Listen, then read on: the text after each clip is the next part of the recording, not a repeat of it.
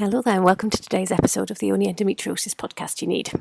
Today is a really exciting topic. Well, obviously all of the topics are exciting, but this is a topic I've been meaning to talk about for a long time, but for some reason I've been putting it off, and I think I've been a little bit reluctant to put myself out there, but actually I think it's really, really important that we talk about this stuff because the more conversations I have with women who are looking to start to overcome their endometriosis, who are sort of curious about managing it naturally, the more and more I see these things or the impact of what we're talking about today manifesting in real terms. It's impacting on women's quality of life, it's impacting on women's treatment options, and it's about time that we did talk about this a heck of a lot more than we do. So today, we are going to be talking about this weird phenomenon that stops women looking at natural ways to manage endometriosis, and why we trust people more who are wearing the white coats than we do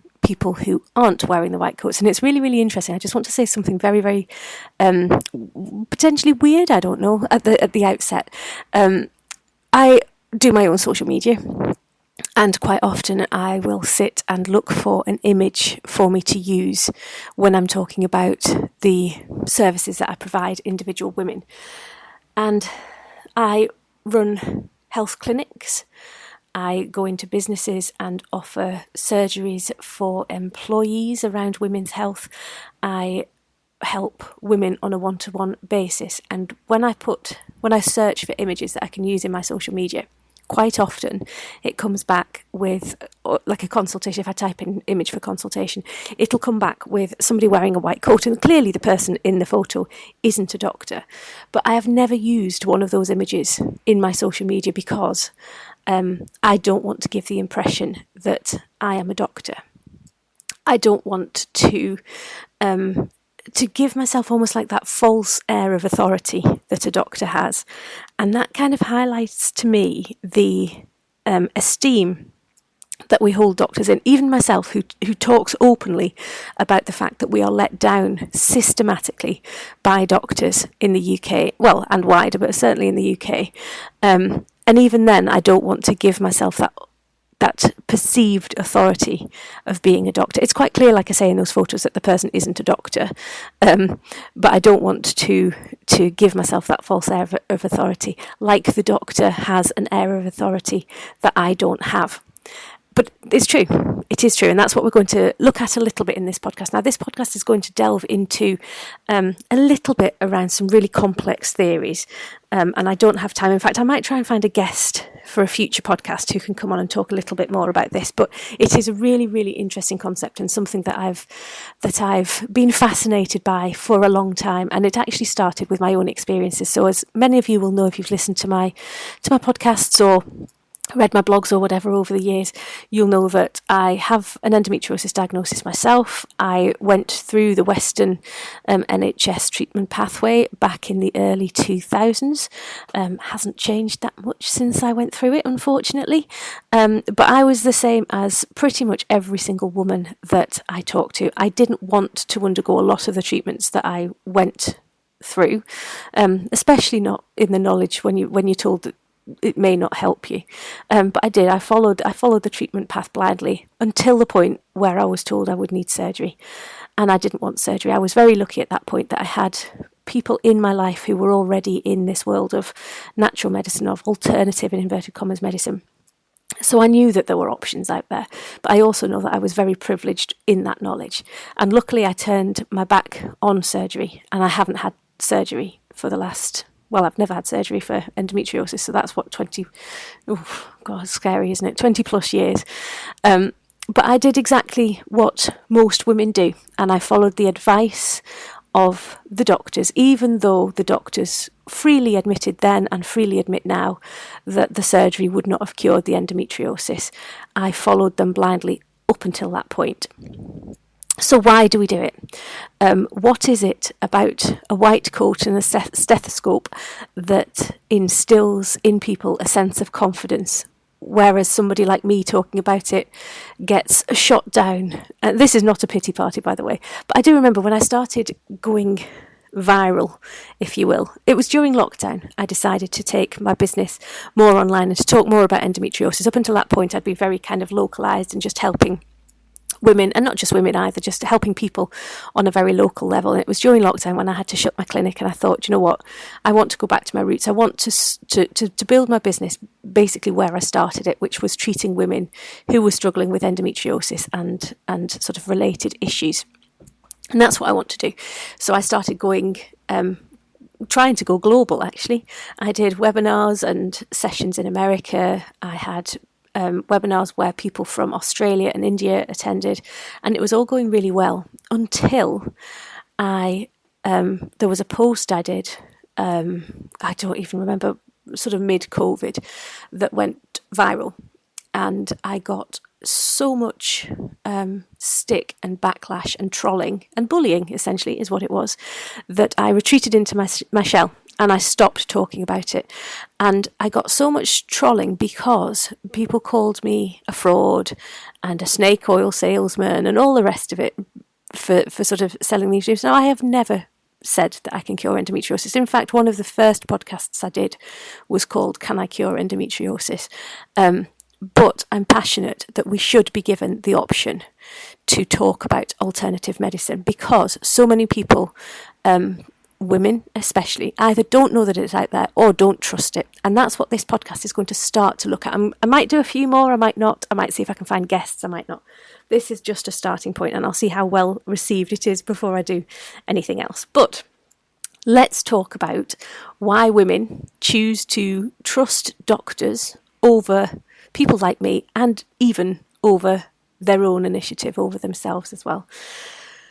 The thing that it kind of never ceases to amaze me, and this happens with the vast majority of women that I talk to, the standard advice, if you want to call it advice, from our doctors is to follow the pathway, which is absolutely fine, follow the treatment pathway.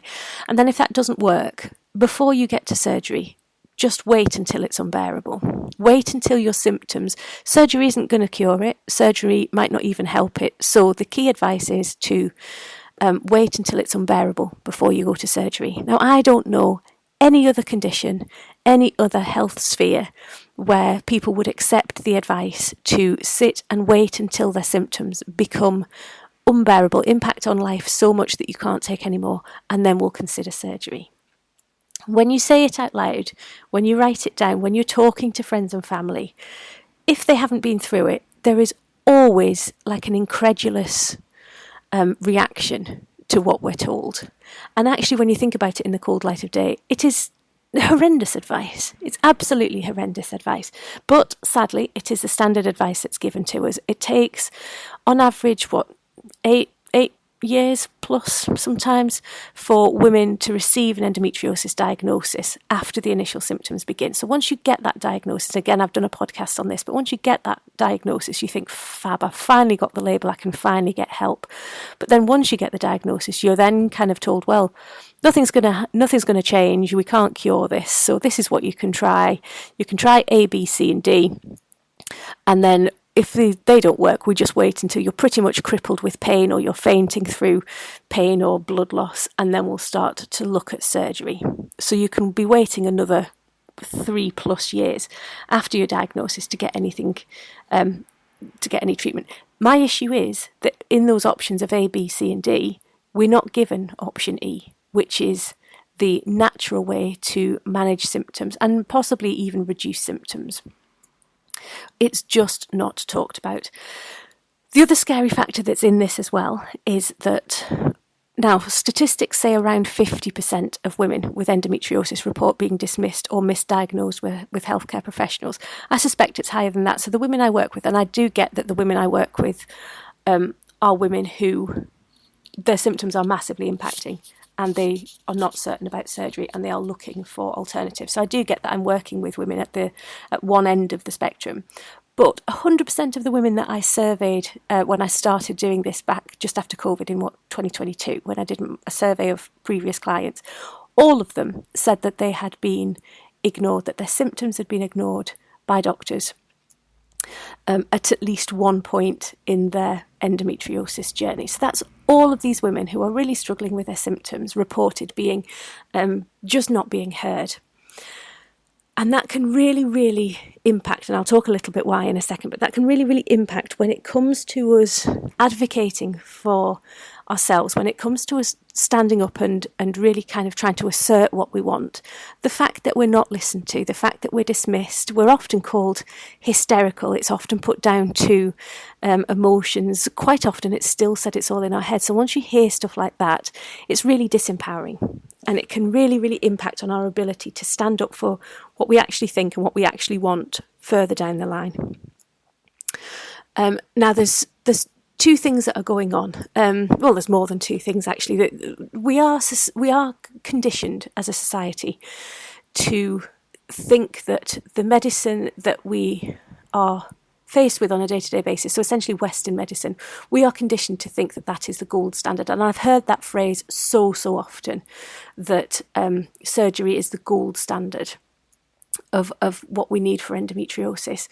And a lot of times, not in all cases, but a lot of time, the people who are using those words are not doctors. They are, in inverted commas, the advocates for women with endometriosis. So we are having peer support, peer pressure, societally conditioned to think that Western medicine surgery is the gold standard for endometriosis.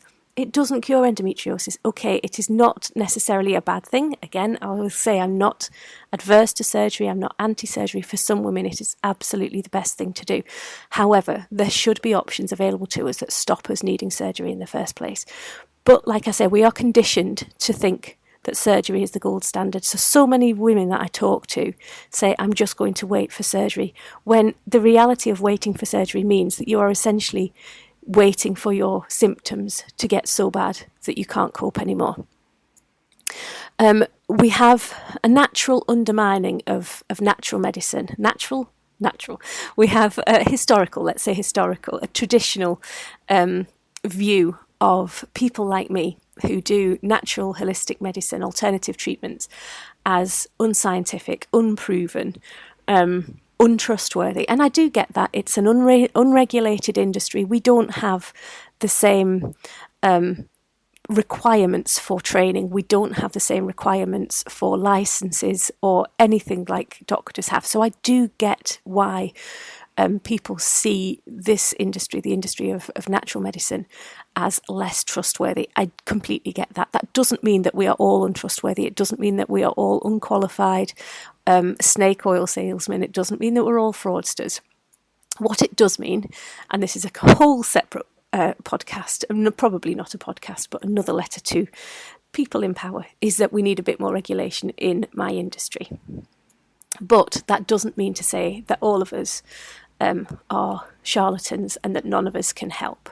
It's just we have this, and I don't know if it's from Victorian times or previous, but when people used to go around with their magic potions, and they were fraudsters. But that doesn't mean that that still happens today. Many of us, I have trained for a lot more years than I would have trained had I been a doctor. I have over 20 qualifications in various different techniques in understanding mind, body, soul. I am not unqualified. I'm not a charlatan. But people do look at me in that way. And I must admit, I've kind of played up to that a little bit. You know, I call myself a witch, and I kind of very light-hearted about what it is I do, when maybe I shouldn't. Maybe I should be a bit more professional. But whether that would have any difference or not, I don't know. But yes, we're seen as unscientific. And it's really interesting because when I started to look into what clinical trials actually were, when I was getting trolled and people were saying, well, what you're doing isn't scientific, it's unproven. And I thought, well, okay, you get new drugs, you get new procedures released in Western medicine, and it says it's scientifically proven, clinically proven. So what is a clinical trial? Well, a clinical trial, as far as I can ascertain, and obviously I don't get involved in them, but a clinical trial basically involves around 80 people with a certain condition being given medication or some sort of process or whatever to see if it impacts positively on their condition. That's 80 people in a clinical trial.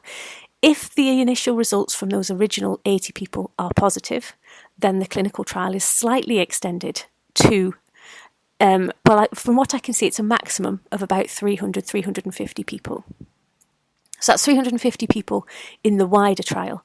Then, if the results from that wider trial are positive, that's when it's deemed to be a clinical success. 350 people.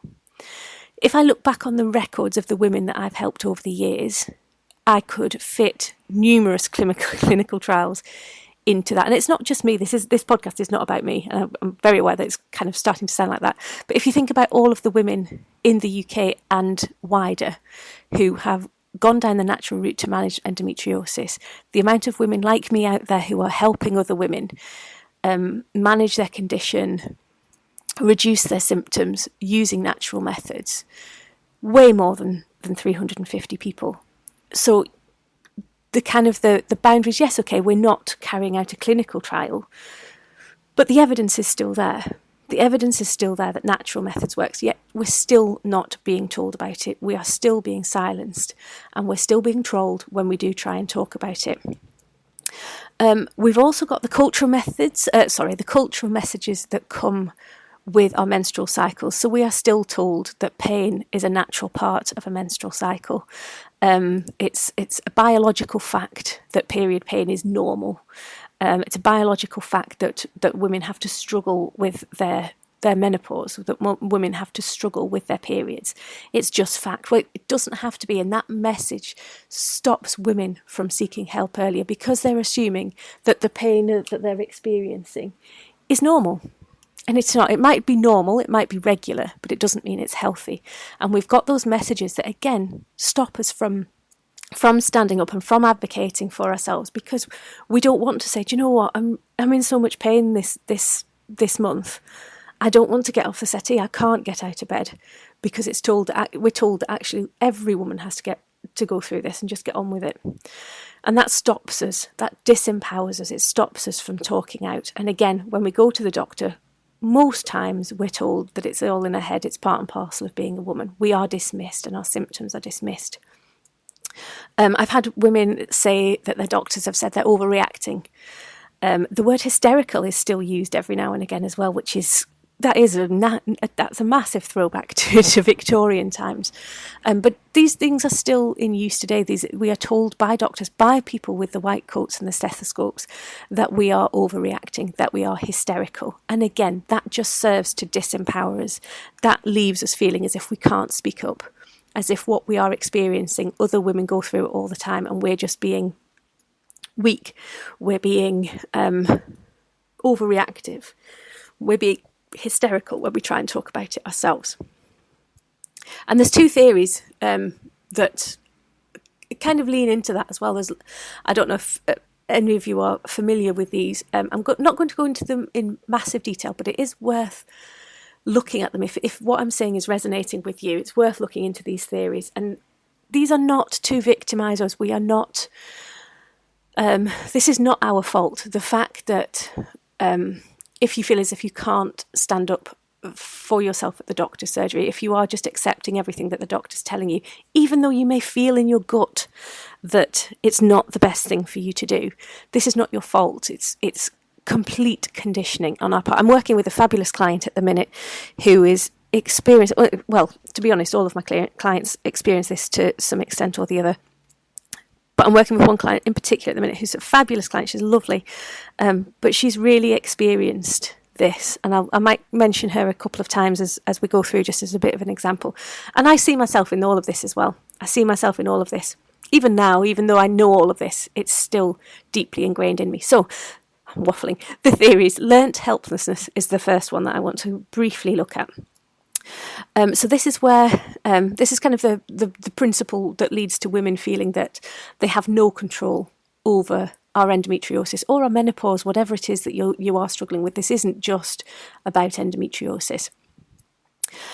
We rely on experts to fix us, so we have no control over it ourselves. And we turn to the white coats and the stethoscope, and we put our trust and our faith in those experts to fix us. Learnt helplessness comes from the 1960s, and it's basically the concept that they did a study on animals, which I don't condone at all, but they did a study on animals that basically showed that if animals reacted in a negative way, they would stop reacting in that way, essentially. So I don't know if you've seen sort of things where the door's open and the dog still doesn't go out, and you have to pretend to open the door for the dog to go out. That's not strictly the same thing, because I'm not necessarily saying that dog had negative experiences around the door being open and shut, but the animals essentially learnt not to seek a solution to get out of the box or whatever it is they were in, because bad things happen when they try to get out. So even if there wasn't an alternative available, the animals in these studies still chose to stick with where they are, because they trusted the person to let them out when they needed to be let out. They didn't feel as if they could escape themselves. And that's basically what a lot of us find ourselves in. So we have either repeated failures, so you can see this massively reflected in the endometriosis pathway as it stands at the minute. We do all of these things. We try different pills, we do hormonal implants. When all of that's failing, when nothing's working, then we get to surgery. Surgery doesn't work in every case. Most cases, endometriosis will return at some point after surgery. So we see these repeated failures right the way through from the early days of the pathway, and that leaves us feeling not in control. So we don't have the control in these situations that we want to have, and that just leads us to be resigned. The amount of women I speak to that just says, well, there's nothing I can do. I'm just stuck with it. I just have to wait for surgery. We feel passive. We feel passive in our own health. We feel passive when it comes to our ability to take our own power, to take control of our own symptoms. And we're kind of disengaged from our own health. We look, the more of these failures we experience, rather than standing up and saying, hang on, this isn't working, what can you do that's actually going to work? We become more disengaged, we become more passive, and we look to the experts even more to fix us. We put even more trust in the experts, even though they are breaking that trust, I suppose, on a regular basis. Essentially what it's leading to is like an internalised feeling of being powerless. Internalised powerlessness. It leads us to a feeling where we don't have any power, where we do have to rely on these people because these are the experts and they're trying to, in inverted commas, fix us.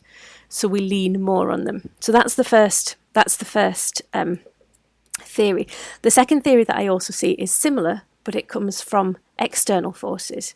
So we've got the learnt helplessness, which is almost like an internal reaction to all the times we're let down by people in white coats, by the doctors, by the system, and because it's sort of small. It starts off with small letdowns, but it leads to that internal feeling of just being powerless. Well, if this isn't working, I need to rely more and more on the science, more and more on the proven, in inverted commas, clinically trialled stuff, and the person in the white coat. I need to rely more on that, and that's an internal feeling. But we also have something that's equally, if not more powerful, which is compliance bias. Not easy to say first thing on the morning. So compliance bias comes from external pressures. It comes from societal pressures. And that's the society's reliance, society's understanding, society's bent towards authority. And as women, we don't question authority, even less than men. So as a society, we're kind of taught from a young age that we don't question authority unless it's something major. Especially in Britain, we're very much kind of, you see other cultures who stand up and demonstrate and do things a lot. And this has changed even in my lifetime. I used to go on demonstrations all the time, and as a society it's something that's massively shifted. We don't tend to challenge authority, even like we used to do 20, 30 plus years ago. And because of that, we have real issues around authority dynamics. So we are less inclined as a society to challenge authority, and women are even less inclined than men to challenge authority. And we see doctors as an authoritative position. We see them in a place of authority, which means due to these societal pressures, we are less inclined to challenge them. We have active agreement. So even though we may feel, and this is a perfect example of what this client I mentioned earlier has experienced. So even though she felt, she knew, she didn't just feel, she knew she didn't want surgery. She felt she didn't need surgery at that time. But she was so conflicted because she had two people that she trusted telling her that it was the best thing to do. So she had her consultant telling her that surgery was going to be the only thing and the best thing for her. And she was also working with another medical professional who was Western medical trained in order to alleviate some of the symptoms, who was also saying, right, okay, well, once you get surgery, we can do A, B, C, and D. And as soon as she started to turn away from the surgery pathway, she found that she was dismissed by the second professional.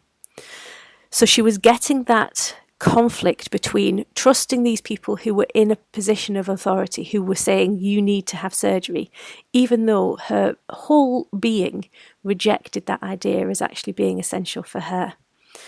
So quite often, now I am working with this client, but the internal conflict that she went through before signing up to me, and even as we're going through the program, is a result of this compliance bias. It's because people who have an air of authority, or the second professional, she really admires them, she trusts them, and that's absolutely fabulous. It's great when you can have people like that. The problem is when they start to dismiss things, when they start to use that position of authority to not make you do things, but to poo-poo things, so that you find yourself in a position where you're having to choose between doing something that is completely your own judgment, completely your own will, but you're being torn in different directions because the person you trust, the person in a place of authority, is telling you that you shouldn't do that.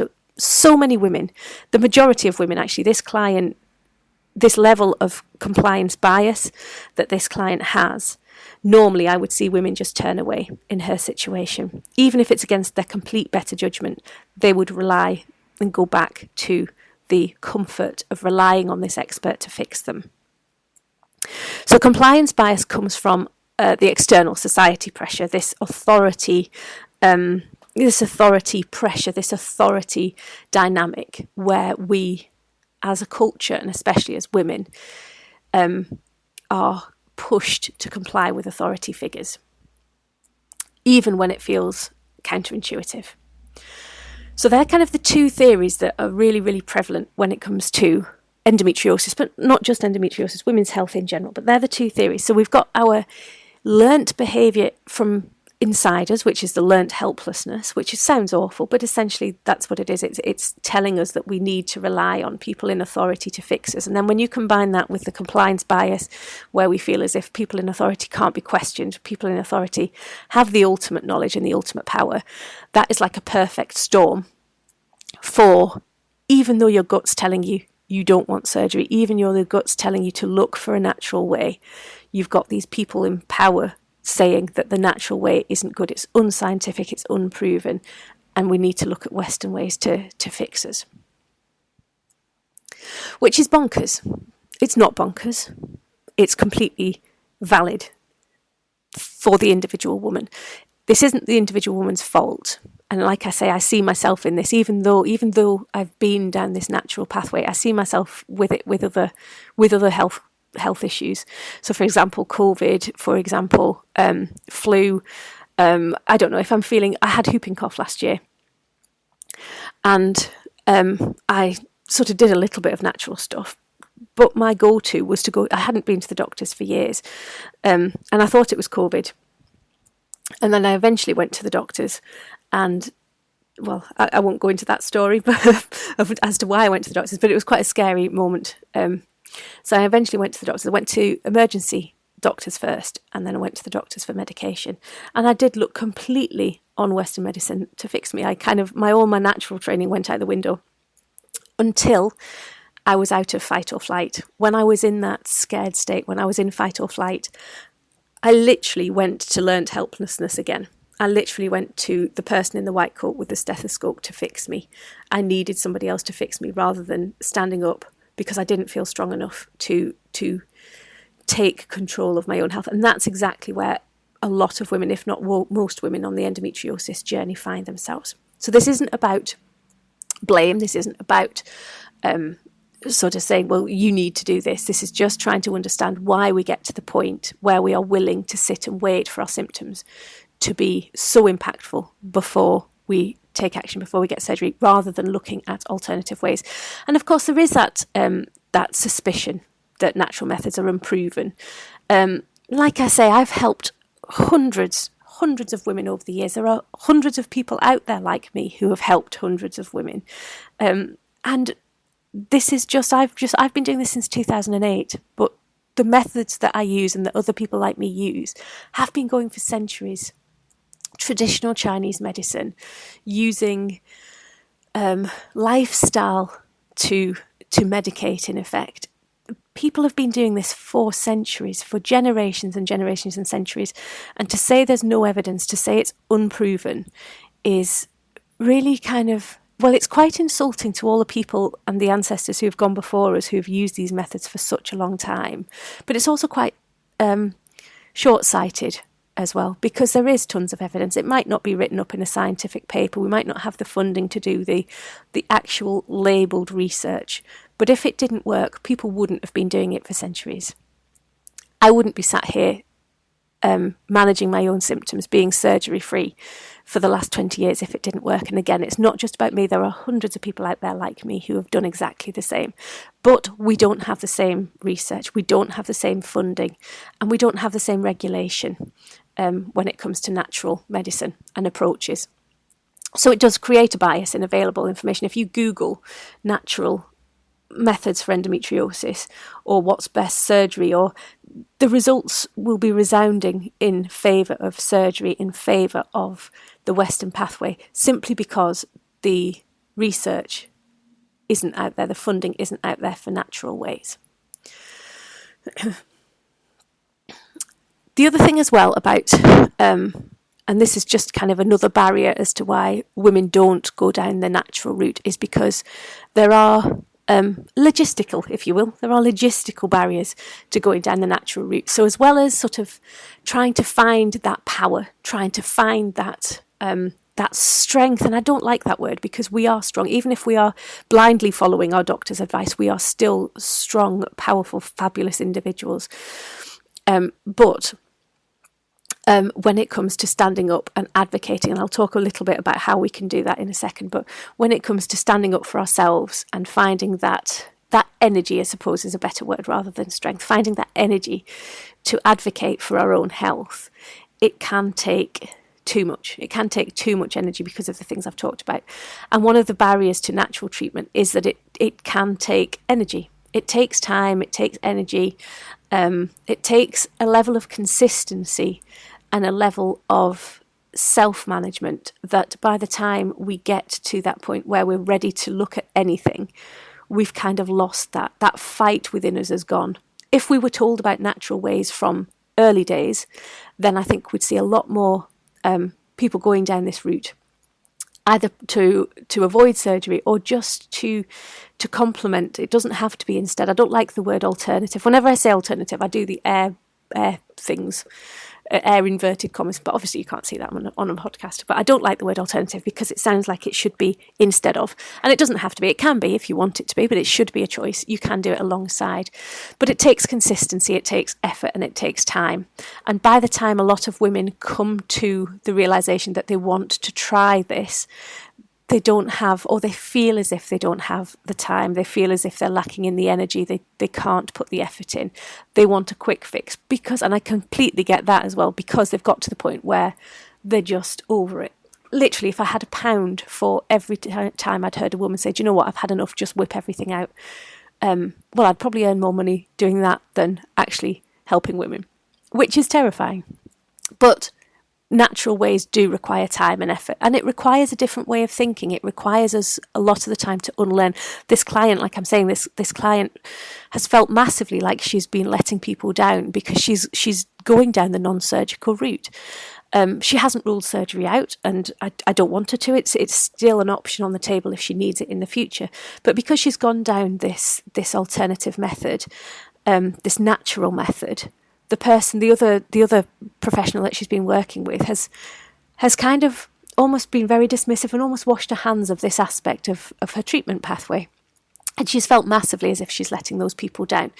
So that takes a lot of emotional energy. It takes a lot of relearning the messages that we're told. We're told that the doctors know best. We're told, or we're led to feel as if the people in authority are the ones with all the answers. And to unlearn that behaviour, to unlearn that societal pressure, as well as the internal conditioning that we've had, is massive. And it can be exhausting as well. Again, if we were told about natural ways earlier, we wouldn't have all of these, or it would be a lot less. But at the minute, it's still a massive step, and we have to unlearn a lot of our beliefs and a lot of our behaviours if we want to do the natural treatments a lot of the time. And there's also, again, there's the financial thing. So a lot of women now are going private, so they're paying private just because of the waiting times in terms of NHS, and I get that as well. So if you're either waiting on NHS treatments to come and see somebody like me, it's not necessarily massively expensive, but it's an expenditure that you might not want to have. What I do isn't available on the NHS, sadly. It should be, but it isn't. And if you're forking out for private consultations as well, then it can just be adding insult to injury to add in paying somebody like me when, again, you've got all of these societal and learnt behaviours that's telling you that it's not going to be as effective, it's not going to have the results that surgery or that Western medicine is going to have. Does this apply to men? I've written down as a question. So we've talked about the societal pressure. We've talked about learnt helplessness. Yes, of course, this is a human condition. So we as a society are conditioned to think that doctors know best. There is a massive caveat here, though. When it comes to challenging doctors, when it comes to challenging decision-making around their own health, studies do show that men are way more likely to question medical advice and seek second opinions. Now, I do believe that that's because a lot of the stuff that we face is historically poo-pooed. So again, it's that learnt helplessness. Our learnt helplessness, or our propensity for learnt helplessness, is a lot greater than a man's. If a man is going to the doctors, it tends to be more kind of, I don't know what the word is, less controversial, shall we say. More women report feeling patronised when they go to the doctors. More women feel dismissed or report feeling dismissed and not listened to during their appointments. Men, generally speaking, are often offered a lot more options from the outset. So a man going to the doctors, chances are he's not going to be told he's hysterical. Chances are he's not going to be told it's in his head or it's stress related. Most men will be referred through automatically and quite quickly for more intensive specialised Western medicine support. Again, they're not always told about sort of the natural ways, but they are seen in inverted commas. They're passed through the system a lot quicker, and they are tended to be believed, if that's the right word. They're tended to be believed a lot quicker than women are when it comes to our women's health issues. And it's really, really interesting as well. So a lot of studies show that women are more likely to be offered psychological support. So, and this bears true to people I speak to as well. So especially for menopause, I'm seeing it happen a lot with the menopause at the minute. But women are offered counselling as a solution. Now, that's not strictly a bad thing. A lot of the time what we are experiencing is exacerbated by stress, is exacerbated by our emotional health. So having things like counselling, having things like talking therapies, emotional release stuff is essential to managing chronic conditions, all chronic conditions, male and female. So it's not necessarily missing the mark. The problem is that when women are offered counselling, it's often as not offered in what I would call for the correct reasons. And to be honest, a lot of men as well would do from being offered psychological, emotional support as well. And that is one of the areas that Western medicine fails men. Western medicine tends to offer men physical treatment and ignoring the emotional side of it. Women or tend to be emotional support heavy and ignored the physical side of it. And that is a failing on both sides. The system does let everybody down. But when it comes to chronic conditions like this, women and menopause, which, as you know, isn't a health condition, but women tend to be offered counselling, women tend to be offered that kind of emotional support rather than, and for, like I say, for the wrong reasons. It's more like to alleviate the anxiety, to alleviate the stress, to alleviate the hysteria of what they're going through, rather than actually looking at it as a way to manage symptoms, delving deeper into releasing trapped emotions and things. So I'm not dismissing the psychological impact. I'm not dismissing the usefulness of things like counselling, but it has to be part and parcel. If you're going to do it effectively, it has to be part and parcel of the wider treatment package, not as an add-on to kind of vaguely help. So we talk a lot about surgery as the gold standard, but we have to remember that surgery only removes the visible lesions. It's not addressing the underlying causes, which is why endometriosis returns after surgery in so many ways, because it's literally just a sticking plaster. And I'm not saying that what I do addresses underlying causes. It can do, and if we do get to that depth of the treatment where we are starting to address the cause, and it's certainly something that I try and do with all of my clients, we are reducing the likelihood of endometriosis coming back. But it's mad. So I think studies show that something as high as 40% will experience a return of symptoms within 5 years or 3 to 5 years after surgery, which is huge if you think about it. I've seen studies that say 65% of women will experience a return of their symptoms of their endometriosis. So despite those figures, despite the statistics, we are still putting so much faith in surgery because of the reasons I've outlined, when actually other things can help. So like I say, this isn't anything, it's not witchcraft that I do. This is nothing magic. It's centuries worth of proven techniques to keep yourself well. And I'm not saying that I cure endometriosis. I still have symptoms. I haven't had a flare-up. Well, I've had 2 flare-ups in the last 20 years, but that's not to say I'm not symptom-free. I just have the techniques and the tools in my toolkit to be able to manage the symptoms so that it doesn't impact massively on my life. So things like diet changes, lifestyle changes, not restrictive diets either, just understanding how your body responds to different foods, and that is different for everybody, but having the techniques, having the tools to manage whatever impact. So don't not eat pizza, but if you know how pizza is going to make your body react and you have the tools to counteract that, then you can eat pizza all day long, and wouldn't that be lovely, and manage the impact of that.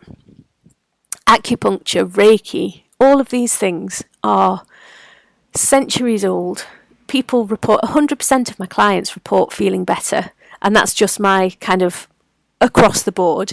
When we're looking at actually honing in on symptoms, the self-management programs that I teach, then 100% of my clients not only feel better but feel more in control and able to manage their symptoms on a daily basis, on an ongoing basis into the future.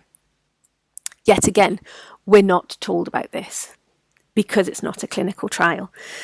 So how can we counteract this? What can we actually do to break this cycle? So again, it's about talking about things, and it's about having spaces where women can freely talk about their experiences. And again, I go back to the experience I had when I started going, in inverted commas, global with my endometriosis treatment, and the trolling and the bullying that I got. And that's not fair. And okay, maybe I could have gone about it a different way. Maybe, I don't know, maybe there is certainly learning for me from this as well. But actually creating spaces where women can ask questions in a safe environment, where practitioners are honest. I had a conversation years ago. Part of my treatment program is using people who are qualified in things that I'm not qualified in to address issues that need addressing, if that makes sense. And one of the practitioners that I was talking to with a view to including as one of my network said to me that she didn't understand what I was doing. So she was a nutritionist. She didn't understand what I was doing because she could fix everybody just with diet. So if anybody came to her with endometriosis, she would just give them a diet that would fix them, that would cure them. And I kind of tried to challenge that as really, really sort of damaging rhetoric. But she completely believed that her way was the answer and nobody needed anything else. That kind of space, that kind of rhetoric is just as damaging as the wait until your symptoms get to the point where you can't take it anymore. We need balance. We need a whole host of things if we're going to do this naturally, and we need people with integrity and with a thorough understanding of endometriosis and wider issues if we're going to do this properly. So building that knowledge from people who truly get it, from people who are truly experienced and truly knowledgeable about endometriosis. So if you are thinking about going down this path, if you are thinking about trying to move away from this compliance bias, from this learnt helplessness, and taking more control of your own health, then find people who aren't militant. And I think that's probably where I went wrong. I started being very militant about this fact that we could manage endometriosis naturally, and why didn't everybody listen to me? I don't do that anymore. Kind of still think it, don't vocalise it quite as much in those terms anyway. So if you are looking at going down this route, then find people whose message resonates, who talk about a truly, and I don't like the word, but truly holistic approach, who look at things other than their area of expertise, because it does take a whole lifestyle approach if you're going to manage your endometriosis. And like I say, that doesn't mean restrictions. It doesn't mean not drinking. It doesn't mean not eating sugar. It just means understanding the impact that all of these things have and having the tools in your back pocket to be able to deal with them. It sounds simple. It does take time and effort, but having that knowledge, building your own knowledge, empowering yourself with understanding endometriosis, because again, so many women that I work with simply don't understand endometriosis because we're not taught about endometriosis. Again, it's that learnt helplessness. The more we don't understand, or the more out of control we feel of our symptoms, the worse our symptoms get, the more we look to the white coats and the stethoscopes. And the white coats and the stethoscopes can't give us answers because Western medicine does not understand endometriosis. So it's essentially the blind leading the blind, but the blind who's leading has that white coat. If you can understand endometriosis a lot more, if you can understand why your body is reacting as it's reacting. And I'm being very judgmental here, and I do apologise. I'm being really judgmental and I'm being very disparaging.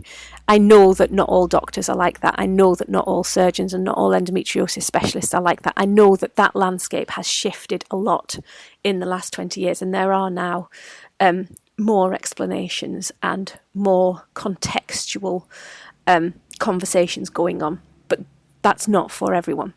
So build your own understanding of endometriosis. Do research from an alternative medicine point of view. Alternative in inverted commas. I know you can't see me. Understand endometriosis from a Chinese medicine. I do a free webinar. No idea where it is anymore. I'll see if I can find it and pop it in the link to this. It's floating around the ether somewhere. I did it years ago. Check out my hair. I think it's when I've got long... Anyway, I digress. But check out different ways of looking at endometriosis. Break down gradually that barrier to turning away even slightly from the white coats and the stethoscopes. Practice being your own advocate. So when you're in consultation with your doctor, with your GP, with your specialist, with your surgeon, start small to advocate yourself. So if there's something that you're not certain about, challenge them, but challenge them really, really gently. Start off by saying something simple like, could you explain why that is? Why do you feel that that's needed? Gently question them, and that will not only lead to your understanding of why they're suggesting what they're suggesting rather than just following blindly. It will also, even by asking the question, it sends a subliminal message to your brain, to your RAS. You'll know I talk about this RAS a lot, that actually you are starting to step back into your power. You're starting to take an element of control back just by simply asking that very, very basic question. Please, can you explain why that is? Or why are you recommending this? What will that do? The more information you glean, the more energy you put into understanding, the more empowered you will feel. Trust your support network as well. So if you're going to doctor's appointments, if you've got an appointment with your specialist, then take a friend, take your partner, take somebody who you can really trust.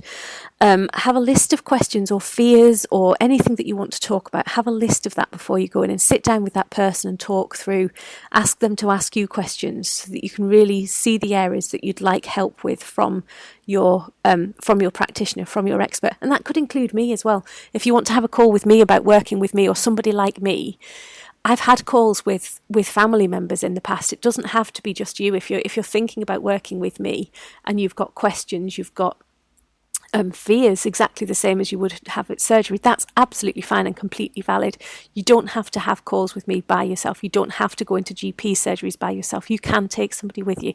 And if you work out beforehand the kind of things that you want to talk about, then you can have a strategy between you to cover everything. It's quite easy and very, very, very common. And again, I've seen this in myself, to go in feeling all empowered into these meetings, have your list of things, feeling all empowered. And then at the first sign of being unheard, you revert back. You revert back into that learnt helplessness, because it's a muscle memory in effect, and it's a really, really powerful one. So having somebody else there with you, if you do revert back to that learnt helplessness, which is absolutely fine, it's absolutely valid, you've got somebody else who can step up then and say the bits that you haven't said or question the questions that need to be asked. Be very, very gentle with yourself. These are really powerful learnt behaviours that really have a real and lasting impact on our behaviour. So if you are experiencing any of this isn't your fault. Please know that this isn't your fault. It's not necessarily a bad thing. Especially if you're a people pleaser, you might feel it so acutely, but it's not necessarily, it isn't a bad thing. It's not necessarily something that you have to stick with for a long time as well. And then the last bit of advice I would give you is cultivate self-trust as well. So learn how to listen to your own instincts. And I'm going to do a podcast on this as well, how to trust your initiatives, trust your instincts, trust that gut feeling. This again is something that we don't do enough of in our culture. And we've kind of lost that connection to our gut, but our gut tells us when something is off. We talk about our gut feeling, so it's not lost completely, but what we have lost is that innate connection. Don't start with something big, like don't start with this, don't kind of start with your health, but start with something smaller. So if you get a feeling that something isn't right, if you get just that gut initiative that something isn't right, trust that gut feeling. Go with it and learn how your body tells you that something isn't right. Like I say, start small. Train yourself to trust your instinct more, and I'm going to talk about that more in a future podcast. Anyway, I hope this helps. I hope that it's given you some insight into why we accept what we accept when it comes to endometriosis treatment pathway. I hope it's given you a little bit more confidence to look into natural methods, and I hope it's just served as some sort of, catalyst that you maybe might feel a bit more empowered to look at different things and to approach your relationship with those white coats and stethoscopes slightly differently. Whatever journey you choose, whichever pathway you are on, I wish you every success, and if you need me, you know exactly where I am.